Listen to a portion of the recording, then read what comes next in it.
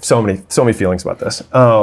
So you've got this whole space, right? And you look at like, if you're like, I want to be a business influencer, right? Well, it's like, well, you look at the guys who are actually at the top of the business game, and virtually everyone, you, Andy, Ed, Gary, all those guys have killed it in business. And most of them, even Gary, had gone to 60 million a year before he made his first content. And so I think the issue is that people look at that and say, I should make content like them, when you can't answer the underlying question, which is, why should I listen to you? Right. Which is always in the back of every audience's mind, in my opinion.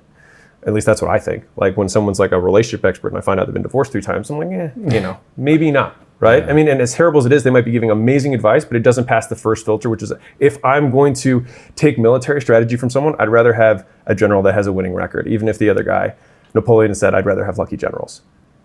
So even if he had 2 that were even, he'd rather have the lucky one. And so to the same degree, I think people use that filter because it actually takes less effort to learn from someone that you trust. And so it's like, if you've got the basement teacher that's telling you to dollar cost average into the S&P, and you've got Warren Buffett who's telling people to dollar cost average in the S&P, they don't want to listen to the teacher, even if the teacher is better objectively from a constant standpoint, because they just don't know if they should trust them. So you have to have 2 filters. I'm hearing the thing, should I trust the thing?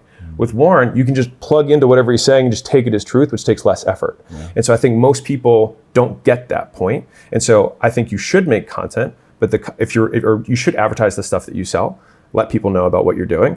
But it should be about the true expertise that you have, which is oftentimes just talking about the stuff you're doing, rather than saying, you should be doing this. This is what I am doing. Hope you find it interesting. Hope you find it valuable. And I think that's a big dynamic, which versus like how to, it's how I. Just that little shift. And I think a lot of people would get much bigger, better audiences and actually make more money from the content that they're making, because everyone else is like, why should I listen to you? Yeah. Turn it off.